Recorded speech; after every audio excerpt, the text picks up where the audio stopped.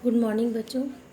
पिछली क्लास में हम लोगों ने लेंस के बारे में पढ़ा था और लेंस में कौन कौन से प्रमुख बिंदु होते हैं उनके नाम देखे थे। आज हम पढ़ेंगे लेंस के द्वारा अपवर्तन।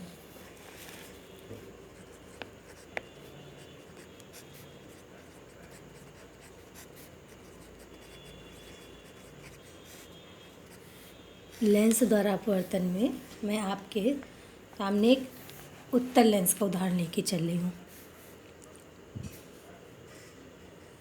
उत्तल लेंस कैसा होता है? उसका बीच में वो मोटा तथा किनारों पर वो पतला होता है। ये आपके सम्मुख एक उत्तल लेंस है। अगर हम इसको दो बराबर भागों में बांटें तो इस तरीके से, और एक ये इसकी मुख अक्ष ले लेते हैं। ये कौन उसकी होगी? मुख्य अक्ष। ये हो गई इसकी मुख्य अक्ष। तो ये जो समतल वो उत्तल लेंस दो बराबर भागों में बट रहा था, तो जहाँ पर मुख्य अक्ष इसको काट रही है ये मान लेते हैं हमारा इसका प्रकाशीय केंद्र O है। और ये लेंस दो वक्रीय पृष्ठ हैं इसके, ABC एंड ADC।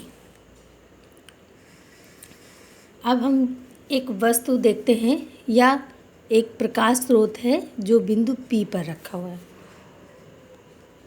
इससे इस पर किरण आपतित करते हैं। ये किरण हमने लेंस पर आपतित की है। अच्छा, इससे पहले मैं आपको ये बता दूं, यहाँ पर दो तरह के माध्यम हैं। ये क्या है? विरल माध्यम। ये क्या हो गया? लेंस आपका कांच का जो बना हुआ है वो कैसे आ जाएगा, किस चीज़ के अंतर्गत आ जाएगा? सघन माध्यम। और फिर से ये क्या आता है? विरल माध्यम। तो प्रकाश का स्रोत से चलने वाली प्रकाश की किरण एक बार विरल माध्यम से चलते हुए सघन माध्यम में जाएगी, फिर सघन माध्यम से जाते हुए चलकर विरल माध्यम पर जाएगी। तो इसके अपवर्तनांक भी हम यहीं पर मान लेते हैं। माना विरल माध्यम का अपवर्तनांक N1 है और सघन माध्यम का अपवर्तनांक N2 है। तो प्रकाश की किरण N1 अपवर्तनांक से N2 वाले माध्यम में जाएगी, फिर N2 से फिर वो वापस N1 में आ जाएगी।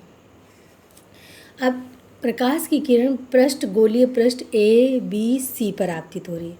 तो ये क्या हुआ? एक गोले का भाग हुआ। ये जो उत्तल लेंस बनता था ये वक्राकार, ये गोले से कट के बना है। तो इसका केंद्र किधर होना चाहिए? ABC पृष्ठ का जो होगा इसका वक्रता केंद्र यहाँ पर कहीं होगा। और जो वक्रता केंद्र C1 है इस पर से जाने वाली प्रकाश किरण सीधे निकल जाएगी इससे लंब। तो इस पर जो भी हमें आपतन कोण देखना पड़ेगा। एक किरण पड़ रही है तो मैं आपको दिखा देती हूँ कि ये हमने मान लिया ये इसका अविलंब है जो C से होके जा रहा है, और ये इसकी आपतन कोण हो गया। जो प्रकाश स्रोत से आई किरण पृष्ठ ABC पर आपतित हुई तो आई आपतन कोण पर हुई। पर देखा जाए तो ये क्या है? ये विरल माध्यम है और ये सघन माध्यम है। जब विरल माध्यम से सघन माध्यम में प्रकाश की किरण चलती है तो वो क्या होती है? अविलंब की ओर झुक जाएगी। तो ये क्या होगा? ये जाना ऐसे जाना चाहिए था इसको, पर ये अविलंब से झुक कर किधर निकल जाएगी? यहाँ पर। और यहाँ पर आई डैश पर मुख्य अक्ष को काटेगी तो इसका प्रतिबिंब कहाँ बनेगा? आई डैश पर। ये अभिलंब N1 हो गया। फिर से आप देखते हैं हम लोग, ये प्रकाश की किरण जाना इसको आई डैश की ओर था, किंतु ये उसका वास्तविक पथ नहीं है, क्योंकि जब प्रकाश की किरण ABC पृष्ठ से टकराते हुए इस लेंस के अंदर प्रवेश करती तो वो सघन माध्यम होती है।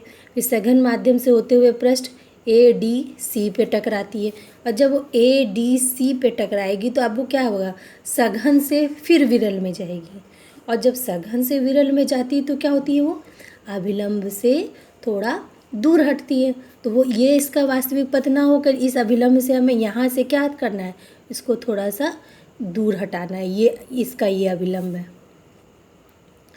और ये इस कहीं पर इस ए डी सी पृष्ठ के लिए ये इस गोले का भाग होगा, इसका गोला इधर से संपूर्ण होगा, तो यहाँ पर इसका कोई एक वक्रता केंद्र होना चाहिए। तो ये मान लिया इसका वक्रता केंद्र C2 यहाँ पर है, और इस पर ये अभिलंब माने N2। तो अब ये किरण यहाँ पर अभिलंब से क्या करेगी, सघन से विरल पे जाएगी, तो अभिलंब से थोड़ा जो यहाँ जा रही थी ये वास्तविक पथ ना होकर इससे हमको दूर हटाना है, ये दूर हटेगी, और दूर हट के इसका प्रतिबिंब यहाँ कहीं बनेगा, वहीं डैश पे। तो ये किरण यहाँ चली थी, ये क्या होगी, एक तरह से माने ये इसका वास्तविक पथ नहीं है। वास्तविक पथ कौन सा है, वास्तविक पथ ये है जब वो अभिलंब N2 से दूर हटते हुए जा रही है और बिंदु I पर मुख्य अक्ष को कट कर रही है। तो अब इसका प्रतिबिंब यहाँ पर बनेगा। तो हमें दो पृष्ठ लिए थे, हमने कौन कौन से लिए, एक पृष्ठ ABC के लिए उसका जो बिंब या वस्तु कहाँ रखा है, वो बिंदु P पे रखी है, और ये इसकी U दूरी हो गई, और इसका प्रतिबिंब कहाँ बना,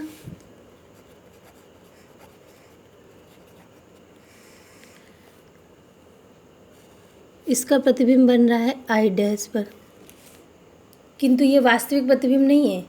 ये प्रतिबिंब पृष्ठ अभी इस किरण को अपना पथ पूरा नहीं किया, यह अपवर्तन की प्रक्रिया पूरी नहीं हुई। अब पृष्ठ ADC आता है, उस पृष्ठ के लिए जो ये हमारा प्रतिबिंब था वो बिंब का काम करने लगेगा।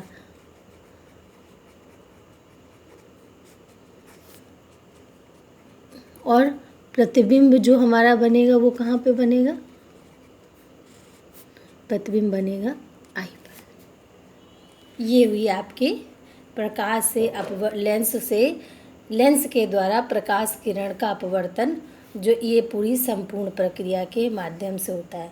इसको दो प्रक्रियाओं से गुजरना पड़ता है, एक बार विरल से सघन, तब वो अभिलंब की ओर झुकती है, फिर वो जब सघन से विरल की ओर जाती है तो वो अभिलंब से दूर हटती है, और वास्तविकता में ये कहाँ पे बनता है, I पे। तो इसका जो अपवर्तन कोण बना वो क्या बना, ये बनेगा।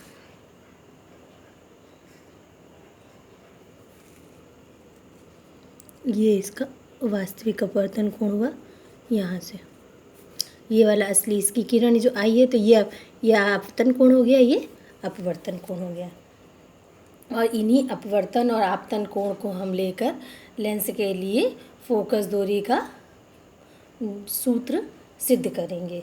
इसके लिए मैं आपको अगली क्लास में बताऊंगी। आप पहले इस डायग्राम या किरण आरेख को अच्छे से समझ लें, तत्पश्चात मैं इसको आपको ये जो दो सूत्र प्रयोग करना बताऊंगी। इसमें से ये दो सूत्र हैं, N2 अपॉन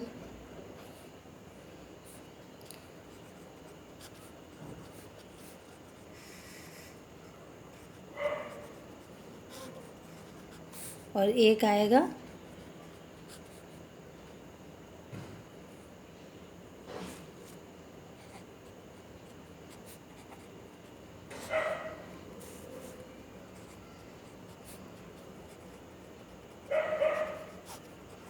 ये मैं आपको कल से बताऊंगी कि ये सूत्र कहाँ से आते हैं, और इन्हीं दो सूत्रों का प्रयोग करते हुए हमें लेंस की फोकस दूरी का सूत्र भी सिद्ध करना है।